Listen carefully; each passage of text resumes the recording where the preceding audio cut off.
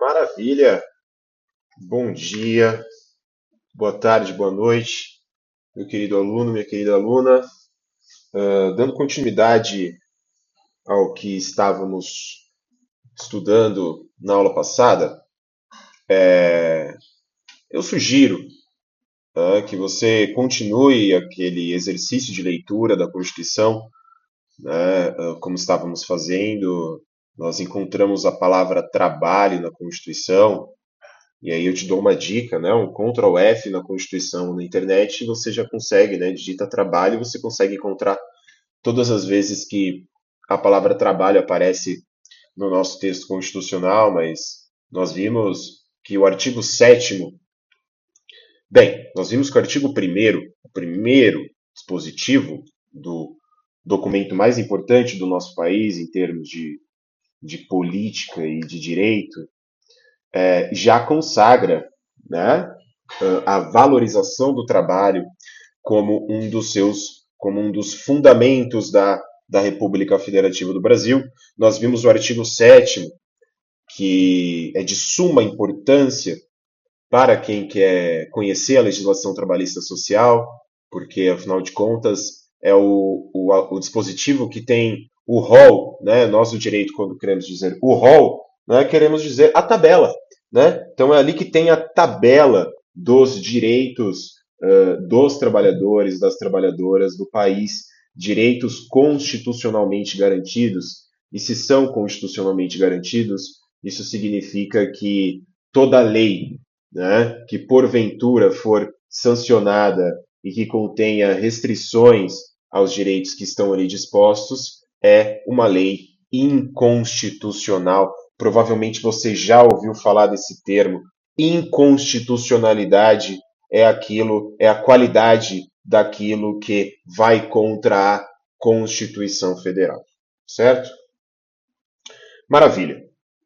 Dito isso, nós precisamos falar um pouquinho sobre as fontes do direito do trabalho. Tá? Quando eu falo de fonte, ou melhor, quando a turma do direito, né, vamos colocar assim, fala de fonte, isso parece um pouco esquisito, né, porque o direito não é uma bica d'água, né, não é uma torneira de onde sai alguma coisa. Então, fonte vem, né? Fonte basicamente é aquilo de onde provém algo. E o direito não é um elemento natural, né, que tenha fontes. Se a gente for levar nesse sentido da palavra, a fonte do direito é a vontade humana, porque nós sabemos hoje que, né, as regras jurídicas não são feitas por alguma divindade qualquer que ela seja, mas ela é feita por pessoas de carne e osso, por pessoas, por mortais, né? Por indivíduos, homens, na sua maioria, mas hoje também mulheres, que discutem no Congresso Nacional, na Assembleia Legislativa do Estado ou na Câmara dos Vereadores dos municípios, quais serão as regras de organização social e também as regras do direito do trabalho. Falando nisso, se você consultar a Constituição no artigo 21, você vai ver lá que é competência da União legislar sobre uma série de matérias e uma delas é o direito do trabalho. Ou seja, é por isso que São Paulo, Rio Grande do Sul, Bahia, Amapá têm o mesmo regramento quanto ao direito do trabalho, porque não é competência dos estados legislar para tanto, é competência da União. A legislação trabalhista é federal. Nós falaremos um pouquinho disso agora. Enfim, então, voltando ao que eu estava dizendo, fontes. Então, assim, quando a gente fala de fontes, quando a gente do direito fala de fontes, a gente está querendo dizer, na verdade, quais são as referências, certo? As referências, os critérios a partir dos quais as regras são produzidas, são interpretadas, são aplicadas, são compreendidas. Ou seja, se eu tenho, ou se você tem, um problema na relação de trabalho que você tem com o seu patrão ou com o seu empregado, e você quer resolver isso, já houve tempos em que você ia para o sacerdote procurar uma resolução do conflito, já houve tempos em que você resolvia na bala, né? Você mesmo resolvia o problema. Hoje não é assim. Não deve ser assim. Né? Hoje a sua referência é a legislação, por exemplo. Então é disso que a gente está falando quando a gente fala de fonte do direito, tá? Qual é a referência? E aí, a literatura jurídica, aquilo que a gente chama de doutrina, ela divide as fontes do direito em categorias. E é sobre isso que eu quero falar um pouco com você agora. A primeira categoria de fonte do direito são as fontes materiais.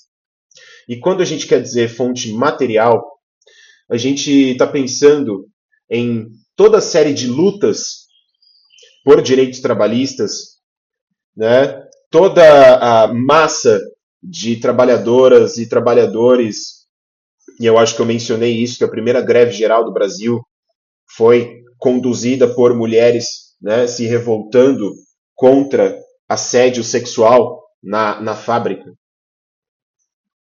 em 1917. Então, todas essas lutas no mundo e no Brasil fazem parte do que nós do direito chamamos de fonte material do direito do trabalho. Por que é material? Porque, no fim das contas, é aquilo que deu materialidade, é aquilo que criou. Se não fossem essas lutas, não haveria direito do trabalho. Por outro lado, nós temos as fontes formais. Em oposição às materiais, nós temos as fontes formais. E quando a gente fala de fonte formal, a gente já não está mais falando tanto da matéria, mas da forma como essas regras do direito do trabalho, esses princípios e regras do direito do trabalho, e também os institutos do direito do trabalho, como que eles são formalizados. E eu já adiantei isso. Eles são formalizados hoje por meio de textos normativos, textos jurídicos. Essas são as fontes formais do direito, os textos jurídicos, não os textos religiosos, não os textos filosóficos, não os textos que você pensar, textos de ficção, são os textos jurídicos. Qual é o texto jurídico mais importante para nós brasileiros e para a maioria das democracias ocidentais? A Constituição. Então, nós temos entre fontes formais, por exemplo, a Constituição Federal, a mais importante. Mas nós temos também como fonte formal do direito do trabalho, a mais importante, de longe, é a consolidação das leis trabalhistas, a CLT, sobre a qual nós conversamos também na aula passada. Mas nós temos outras leis. Nós temos, por exemplo, a Lei do Trabalho Doméstico. Nós temos a Lei do Aviso Prévio. Nós temos uma série de leis que não estão na CLT, mas que também cuidam das relações de trabalho, das relações de emprego. São fontes formais. Para além disso, nós temos, por exemplo, resoluções, regulamentos, portarias de órgãos do Poder Executivo, como, por exemplo, o Ministério do Trabalho e Emprego, que especificam, dão procedimentos, qualificam, né, o que está disposto nas leis. É por isso que nós chamamos essas regras de regras infralegais. Por que infralegais? Porque estão abaixo da lei. É o caso, por exemplo, turma, do adicional de insalubridade. O que define o grau do adicional de insalubridade, que é você receber a mais porque trabalha em condições insalutíferas, condições que prejudicam a curto, médio ou longo prazo a sua saúde, e o seu bem-estar, a sua qualidade de vida, você ganha um adicional por isso. E esse adicional ele varia de acordo com a gravidade das condições insalutíferas, né? E de acordo com os agentes, existem adicionais por ruído, mas existem adicionais por calor, existem adicionais por frio e existem adicionais por tremor. E existem graus. Existe o grau baixo, médio e alto. E a depender do grau, você vai receber tanto, tanto ou tanto. O que define está lá na CLT, adicional de salubridade, vai receber, a depender do grau, maravilha. Mas quem define qual é o grau e quais são os fatores não é a lei. É o Ministério do Trabalho, que classifica por meio de técnicos e tudo mais, classifica os graus de insalubridade. Tá me entendendo? Então, além da lei, existem outras regras embaixo das leis que especificam essas leis. Não podem ser contrárias às leis, porque sob pena de serem ilegais, mas especificam as leis. É isso que você tem que saber. Tá? E nós temos, vamos lá, hein? Constituição, legislação, regras infralegais. E nós temos também, e essa é uma especificidade do direito do trabalho, as convenções coletivas. O que são as convenções coletivas?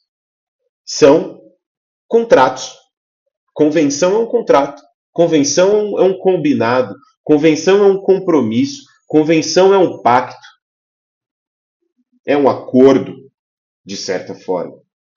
Mas nós chamamos de convenção coletiva o pacto, o compromisso firmado entre sindicato dos trabalhadores, sindicato dos empregados, mesma coisa, e sindicato patronal, sindicato dos empregadores, mesma coisa.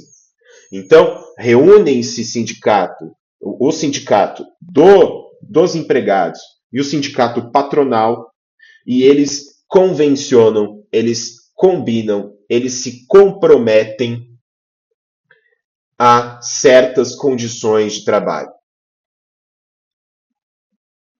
Maravilha? Normalmente, uma convenção coletiva de trabalho, ou para mim que já trabalhei um tempo com isso, a CCT, né? As CCTs, as convenções coletivas de trabalho, elas têm normalmente uma duração de 2 anos. Né? E toda vez, se você, por exemplo, né, aí agora está assistindo essa aula e está já se perguntando quais são os seus direitos trabalhistas, a Constituição vai te dizer, a legislação vai te dizer, mas a convenção coletiva de trabalho, que certamente você é submetido, você é submetida, se você trabalha com registro, certamente terá outros direitos para você.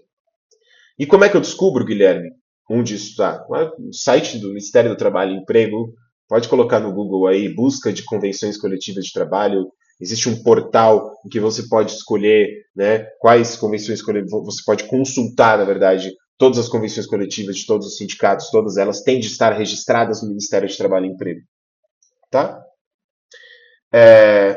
Além das convenções coletivas, então nós já vimos Constituição, legislação, regras infralegais, convenção coletiva. Nós temos o acordo de trabalho, o acordo coletivo de trabalho, que é agora o sindicato dos empregados convencionando, acordando, combinando com um patrão. Não é mais o sindicato dos patrões, é um patrão que combina com um sindicato. E aí só os trabalhadores daquele patrão terão certos direitos que estão ali no acordo.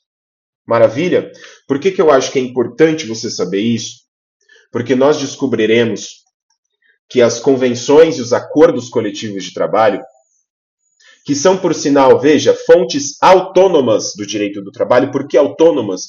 Porque são as próprias partes envolvidas no trabalho que vão combinar autonomamente, por si, quais serão as regras. Essas fontes do direito do trabalho, depois da reforma trabalhista, ganharam uma força imensa e às vezes podem até ser mais fortes preponderar acima da lei. As demais fontes que nós vimos são as fontes heterônomas. Hetero vem de diferente, não é? Hétero. Hétero é diferente. Né? Heterossexual gosta do sexo oposto. Hétero é diferente, nomos é norma. Então, são normas impostas por alguém que é diferente das partes do trabalho, que é o Estado. Constituição, legislação, normas infralegais são todas fontes heterônomas do direito do trabalho. Nós vamos encerrar, porque estamos batendo os 15 minutos da aula, e voltamos no próximo bloco, falando agora sobre princípios do direito do trabalho.